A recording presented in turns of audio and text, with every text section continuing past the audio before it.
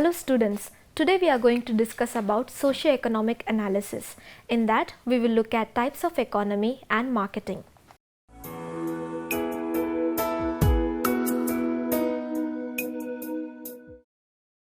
An economy is an area of production, distribution or trade and consumption of goods and services by different agents in a given geographical location. Economic agents can be individuals, businesses, organizations or governments. Economic transactions occur when two parties agree to the value or price of the transacted good or service commonly expressed in a certain currency, but monetary transactions are only a small part of the economic domain. Economic activity is spurred by the production which uses natural resources, labor and capital. It has changed over time due to technology, automation, accelerator of process, reduction of cost functions, etc. Due to innovation, new products, services, processes, new markets, expands markets, diversification of markets, niche markets, increases revenue functions such as that which produces intellectual property and changes in industrial relations. For example, child labor being replaced in some parts of the world with universal access to education. A given economy is the result of a set of processes that involves its culture, values, education, technological evolution, history, social organization, political structure and legal systems, as well as its geography, natural resource endowment and ecology as main factors. These factors give context, content and set the conditions and parameters in which an economy functions. In other words, the economic domain is a social domain of human practices and transactions. It does not stand alone.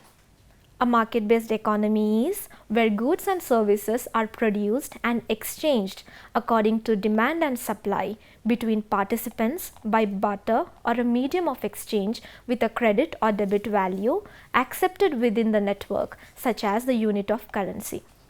A command-based economy is where political agents directly control what is produced and how it is sold and distributed. A green economy is low carbon, resource efficient and socially inclusive. In a green economy, growth in income and employment are driven by public and private investments that reduce carbon emissions and pollution, enhance energy and resource efficiency, and prevent the loss of biodiversity and ecosystem services.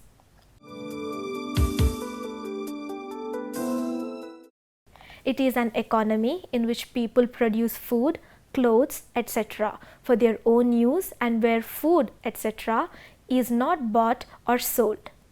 A subsistence economy is a non-monetary economy which relies on natural resources to provide for basic needs, maybe through hunting, gathering and subsistence agriculture. Subsistence means supporting oneself at a minimum level.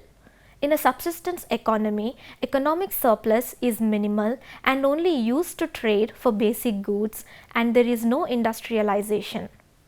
In other words, a subsistence economy only possesses enough goods to be used by a particular nation to maintain its existence and provides little to no surplus for further investments. Sometimes the market is not in equilibrium, that is, quantity supplied doesn't equal quantity demanded. When this occurs, there is either excess supply or excess demand. A market surplus occurs when there is excess supply, that is, quantity supplied is greater than quantity demanded. In this situation, some producers won't be able to sell all their goods. This will induce them to lower their price to make their product more appealing. In order to stay competitive, many firms will lower their prices, thus lowering the market price for the product. In response to the lower price, consumers will increase their quantity demanded, moving the market towards an equilibrium price and quantity. In this situation, excess supply has exerted downward pressure on the price of the product.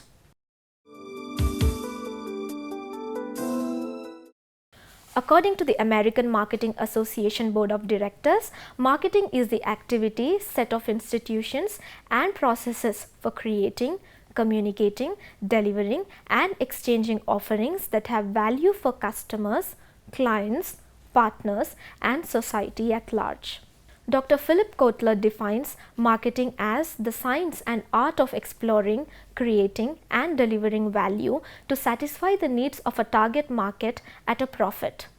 Marketing identifies unfulfilled needs and desires. It defines, measures and quantifies the size of the identified market and the profit potential. It pinpoints which segments of the company is capable of serving best, and it designs and promotes the appropriate products and services. According to the National Commission on Agriculture, agricultural marketing is a process which starts with a decision to produce a saleable farm commodity, and it involves all the aspects of market structure or system, both functional and institutional, based on technical and economic considerations, and includes pre- and post-harvest operations, assembling, grading, storage, transportation and distribution. Agricultural marketing in a broader sense is concerned with the marketing of farm products produced by farmers and of farm inputs required by them in the production of these farm products. Thus, the subject of agricultural marketing includes product marketing as well as input marketing. Most farmers or producers perform one or more marketing functions. They sell the surplus either in the village or in the market. Some farmers, especially the large ones, assemble the produce of small farmers, transport it to the nearby market, sell it there and make a profit.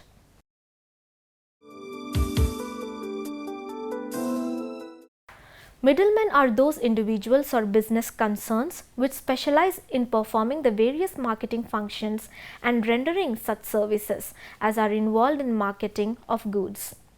The middlemen in fruit grain marketing, therefore, can be classified into three types. First one, merchant middlemen. Merchant middlemen are those individuals who take title to the goods they handle.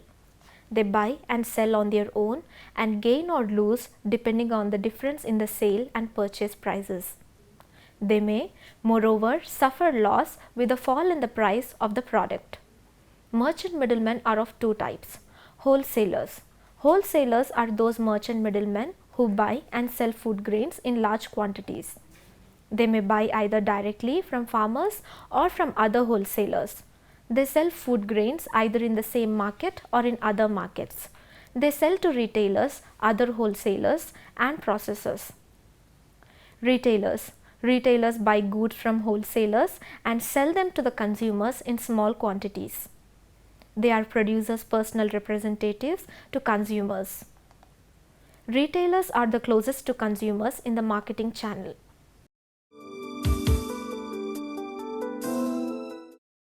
Itinerant traders are petty merchants who move from village to village and directly purchase the produce from the cultivators.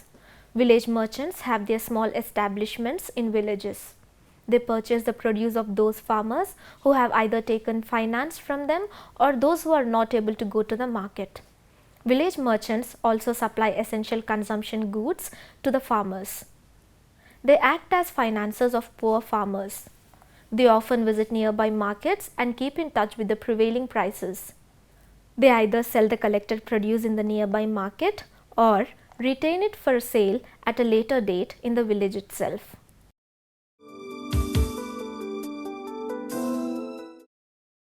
Agent middlemen act as representatives of their clients. They do not take title to the produce and therefore do not own it. They merely negotiate the purchase or sale. Brokers render personal services to their clients in the market. But unlike the commission agents, they do not have physical control of the product. The main function of a broker is to bring together buyers and sellers on the same platform for negotiations.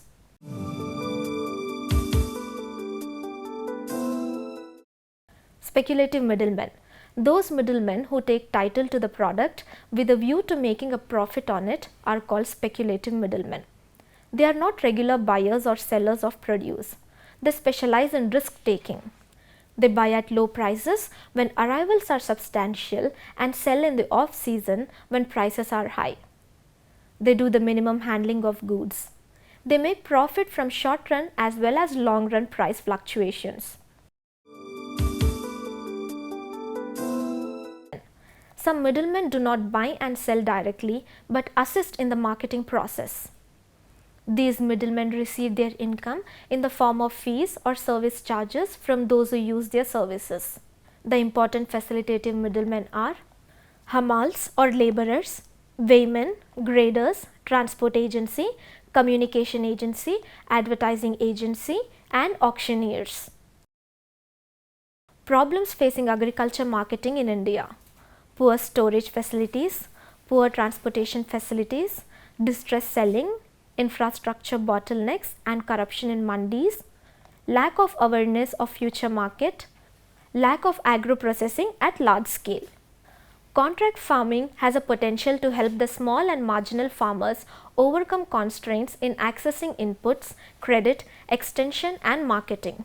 In recent years, there has been some form of contract arrangements in several agricultural crops such as tomatoes, potatoes, chilies, baby corn, rose, onions, cotton, wheat, basmati rice, groundnut, flowers and medicinal plants, and is spreading throughout India in states like Andhra Pradesh, Tamil Nadu, Karnataka, Punjab and Maharashtra. New production market linkages in the food supply chain are spot or open market transactions, agricultural cooperatives and contract farming.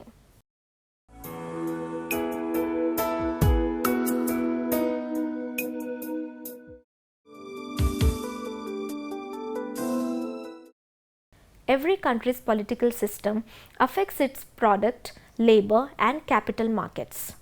In socialist societies like China, for instance, workers cannot form independent trade unions in the labor market, which affects wage levels. A country's social environment is also important. The thorny relationships between ethnic, regional and linguistic groups in emerging markets also affects foreign investors.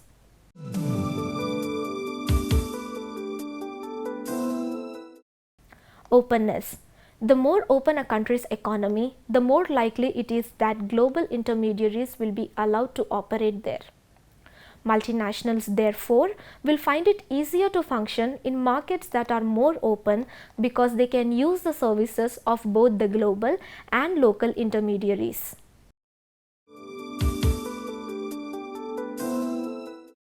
Developing countries have opened up their markets and grown rapidly during the past decade, but still struggle to get reliable information about consumers, especially those with low incomes.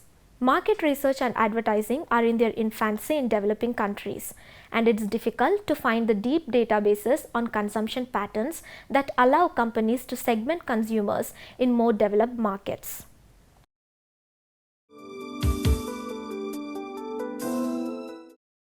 Labor market. In spite of emerging markets' large populations, multinationals have trouble in recruiting managers and other skilled workers because the quality of talent is hard to ascertain. For instance, several Indian companies have sprung up to train people for jobs in the call center business, but no organization rates the quality of the training it provides.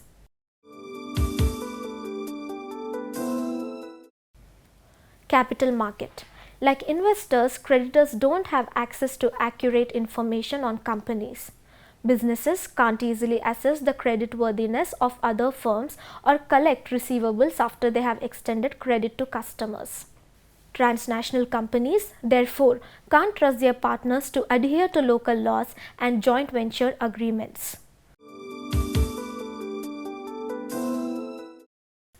Consumption is the process by which goods and services are, at last, put to final use by people. Consumption is at the end of the line of economic activities that starts with an evaluation of available resources and proceeds through production of goods and services and distribution of goods and services, or the other means to acquire them among people and groups.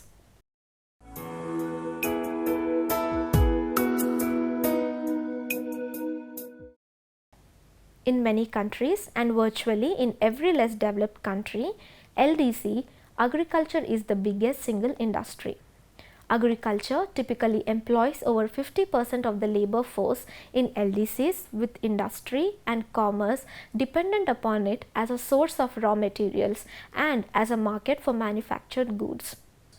Hence, many argue that the development of agriculture and the marketing systems which impose upon it are at the heart of the economic growth process in LDCs.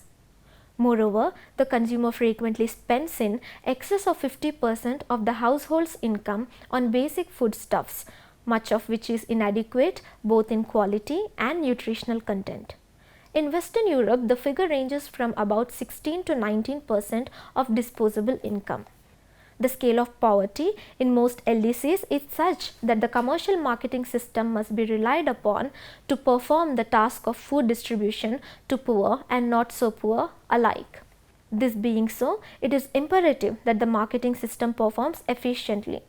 Economic development itself provides the impulse towards more sophisticated and more efficient marketing systems. As countries experience economic growth, their rate of urbanization tends to increase substantially. Whereas the rate of population growth in developing countries averages around 3% per annum, their cities and towns are increasing their populations at about 4% per annum.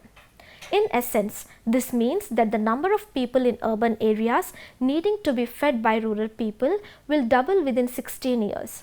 This has clear implications for agricultural production and the marketing systems that direct that production and distribute the output to the points of its consumption.